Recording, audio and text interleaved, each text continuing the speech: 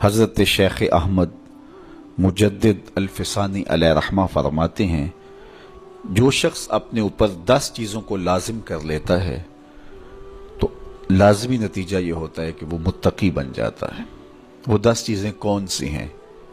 ماہ صیام کے ان حسین لمحوں میں ہمیں وہ 10 اوصاف اپنے اندر پیدا کرنے چاہیے تاکہ ہم متقی بن جائیں، اور متقی اللہ کے محبوب بندے ہیں۔ تقوی اختیار کرنے والے اللہ جل شانہ کی رحمتوں کے خاص مستحق ہیں۔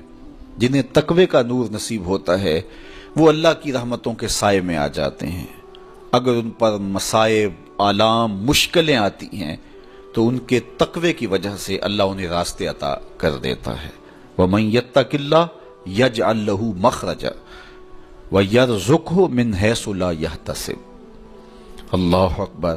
ارشاد فرمایا کہ جو اللہ سے ڈرتا ہے، تقوی اختیار کرتا ہے، اس کے لیے ہم مصیبت سے نکلنے کے راستے پیدا کر دیتے ہیں، اور اللہ جل شانہ اس کے لیے وہاں سے رزق عطا کرتا ہے جہاں سے اسے گمان بھی نہیں ہوتا ہے۔ تو یہ تقوی کا نتیجہ ہے جو اہل تقوی کو نصیب ہوتا ہے۔ تو حضرت شیخ نے 10 وہ امور بتائے جو اپنے اوپر لازم کر لینے سے تقوی نصیب ہوتا ہے۔ سب سے پہلی بات آپ فرماتے ہیں زبان کو غیبت سے بچائے۔ اتقاء کے حصول کے لیے زبان کو پاک کرنا ضروری ہے۔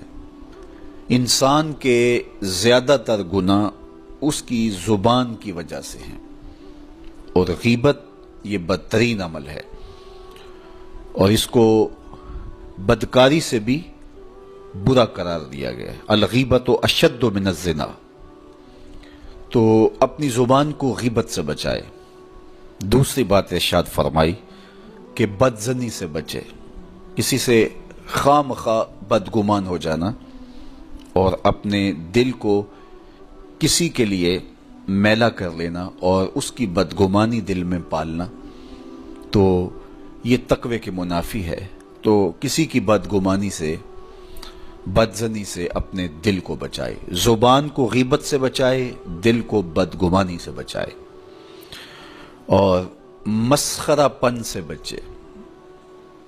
بات بات پہ ٹھٹھے مار کے ہنسنا اور اس طرح کی زندگی بسر کرنا۔ اور آج کل تو جب بھی دوست احباب اکٹھے بیٹھتے ہیں تو سنجیدہ اور متین باتیں کم ہوتی ہیں، زیادہ وقت لطیفوں میں ہی کٹ جاتا ہے۔ انسان کو خوش مزاج ہونا چاہیے، اس کی طبع میں شگفتگی ہونی چاہیے، لیکن شگفتگی، خوش مزاجی اور مسخرہ پن میں فرق ہے، اس کو سمجھنا چاہیے۔ سنجیدہ اور متین زندگی یہ مومن کی زینت ہے، انسانیت کا حسن ہے۔ اس لیے تقوی کے حصول میں مانع ہے مسخرہ پن۔ اگر کوئی شخص متقی بننا چاہتا ہے تو اس کو سنجیدہ اور متین بننا ہوگا۔ طبیعت کی خوش مزاجی یہ معنی نہیں ہے، لیکن مسخرہ پن اور چیز ہے، اس سے روک دیا گیا۔ چوتھی چیز حضرت شیخ احمد فرماتے ہیں کہ اپنی آنکھ کو حرام سے بچائے۔ اپنی آنکھ کی حفاظت کرنے سے تقوی حاصل ہوتا ہے۔ جب آنکھ خراب ہوتی ہے تو دل خراب ہوتا ہے، جب دل خراب ہوتا ہے تو پھر پورا بدن خراب ہو جاتا ہے۔ اس لیے وہ دروازہ جو کھلا ہے اور اس سے بدی شر اندر اتر رہی ہے، اور پھر اس سے آپ کا سارا نظم ہستی برباد ہو رہا ہے، تو اس دروازے کو بند کریں۔ تو اپنی آنکھ کو حرام سے بند کریں۔ پانچویں چیز ارشاد فرمائی، ہمیشہ سچ بولے۔ جھوٹا شخص کبھی متقی نہیں ہو سکتا۔ اتقاء کے حصول کے لیے اپنے آپ کو سچ کا خوگر بنانا ہوگا۔ سچ کے بغیر کبھی نہ بولیں۔ جھوٹ بولنے والے کی زبان سے شر پھیلتا ہے، اور جب کوئی شخص جھوٹ بولتا ہے تو حدیث پاک میں آتا ہے اس سے بدبو نکلتی ہے، جس کو عام لوگ تو نہیں سونگھ پاتے، لیکن اللہ کے فرشتے 1 میل دور پیچھے ہٹ جاتے ہیں۔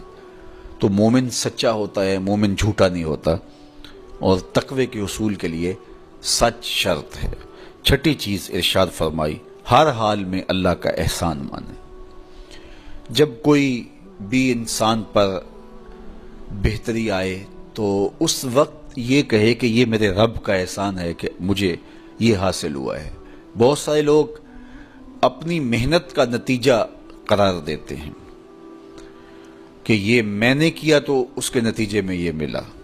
بسا اوقات آپ کتنا سیدھا کام کر رہے ہوتے ہیں، کتنی محنت کر رہے ہوتے ہیں، لیکن نتیجہ اس کے برعکس آ رہا ہوتا ہے۔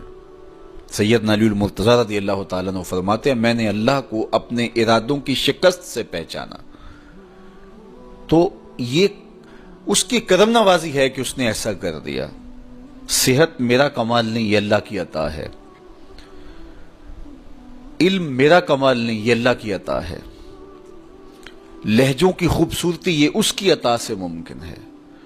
اس نے آنکھوں میں روشنائی رکھی، اس نے توفیق عمل نصیب فرما دی، اس نے اچھائی کی راہوں پہ گامزن کیا، ماہ صیام میں روزہ رکھنے کی توفیق ہوئی، صلاۃ التراویح میں حاضری کا موقع میسر آیا، دیگر صالح اعمال تلاوت کلام مجید نصیب ہوئے، تو مت سمجھے کہ یہ کوئی میرا کمال ہے۔ اللہ کا احسان مانے گا تو غرور پیدا نہیں ہوگا، تکبر پیدا نہیں ہوگا۔ تو ہر حال میں اللہ کا احسان مانے، جو بھی خیر اس کو ملے وہ کہے یہ میرے رب کی طرف سے ہے، اور اگر اس کا کرم نہ ہوتا تو یہ عمل مجھے نصیب نہ ہوتا۔ اور کتنے عمل ہیں کہ نصیب ہونے کے بعد عجب سے، تکبر سے، ریاکاری سے برباد ہو جاتے ہیں۔ کیتی کتری پئی کھو محمد تے سکہ بنیا زردہ، کتنے عمل ہیں کہ برباد ہو جاتے ہیں، تکبر آ گیا، عجب آ گیا، ریاکاری آ گئی، تو یہ اس کی طرف سے ہی ہے۔